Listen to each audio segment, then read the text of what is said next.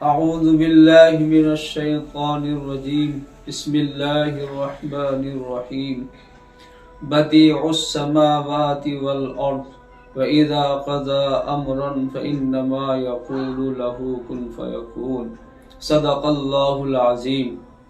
محترم سامعین و ناظرین، اللہ تعالیٰ اس آیت کریمہ میں ارشاد فرما رہے ہیں کہ آسمان اور زمین کا بنانے والا اللہ ہے۔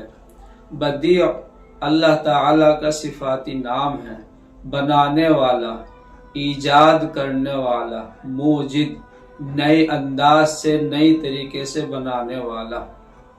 بدیع کے معنی اس انداز سے بنانے کے آتے ہیں کہ جس چیز کا پہلے کوئی نقشہ اور کوئی نمونہ نہ ہو، از خود کسی چیز کو تیار کرنا، بغیر کسی نقش اور نمونے کے بنانے والا۔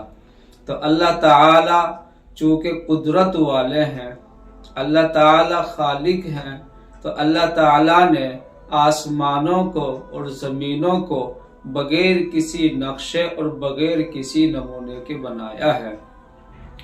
اللہ تعالی نے جو چیز بنائی ہے وہ اپنے آپ میں اللہ کی قدرت کی نشانی اور اس کا نظارہ اور مظاہرہ ہے۔ چنانچہ اس قدر وسیع اور اس قدر لمبے چوڑے یہ آسمان اور اتنے مضبوط یہ آسمان، یہ اللہ کی قدرت کی نشانیاں ہیں۔ زمین اس قدر لمبی اور چوڑی اور مضبوط اور اس قدر گہری، یہ سب اللہ کی نشانیاں ہیں۔ اللہ تعالیٰ اسی کے ساتھ ساتھ اپنی قدرت کا راز اور اپنی طاقت کا بھی اشارہ فرما رہے ہیں کہ اللہ تعالیٰ کسی چیز کے وجود میں لانے کا کسی سے محتاج نہیں ہے۔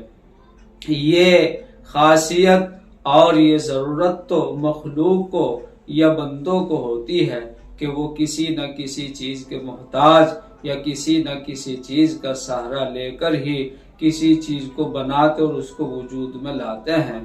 لیکن چونکہ وہ اللہ ہے، قدرت والا ہے، اللہ تعالی احکم الحاکمین ہے، سب سے بڑھ کر اور سب سے اعلیٰ ہے، اس کو اللہ تعالی کو جب کوئی چیز بنانی ہوتی ہے یا کوئی کام کرنا ہوتا ہے تو صرف ارادہ کافی ہوتا ہے، جیسے قرآن کریم میں فرمایا گیا ہے اذا اراد شیئا ان یقول له کن فیکون، کہ جب اللہ تعالیٰ کسی چیز کا ارادہ فرماتے ہیں اور اس کے لیے فیصلہ فرماتے ہیں تو اس کو کہتے ہیں کہ ہو جا، بس وہ ہو جاتا ہے۔ یہ قرآن کی یا حدیث کی یا علم الہی کی ایک خاص اصطلاح ہے جس کو امر کن کہا جاتا ہے، یعنی اللہ تعالی اپنے ارادے سے، فیصلے سے جو چاہتے ہیں اس کا وجود میں آ جاتا ہے، برخلاف بندوں کے یا مخلوق کو یا بندوں کو اور اس کائنات کی جو بھی چیزیں ہیں یہ سب محنت، جد و جہد، کوشش اور ایک دوسرے کے سہارے اور مدد کے طور پر وجود میں آتی ہیں۔ لیکن اللہ کی شان اور اللہ کی ذات ہر چیز سے بے نیاز ہے۔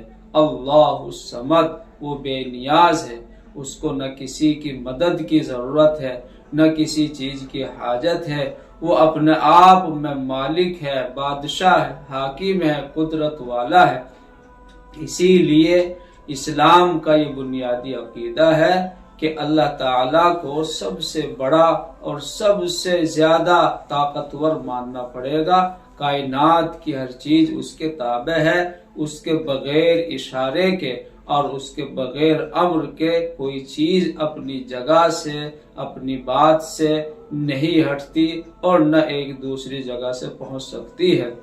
آیت کریمہ سے یہ پیغام اور نصیحت حاصل کرنی چاہیے کہ اللہ بہت بڑے ہیں، اللہ کی بات سب سے بڑی ہے، اللہ تعالی سب کچھ کر سکتے ہیں، اللہ تعالی کے علاوہ کوئی کچھ نہیں کر سکتا۔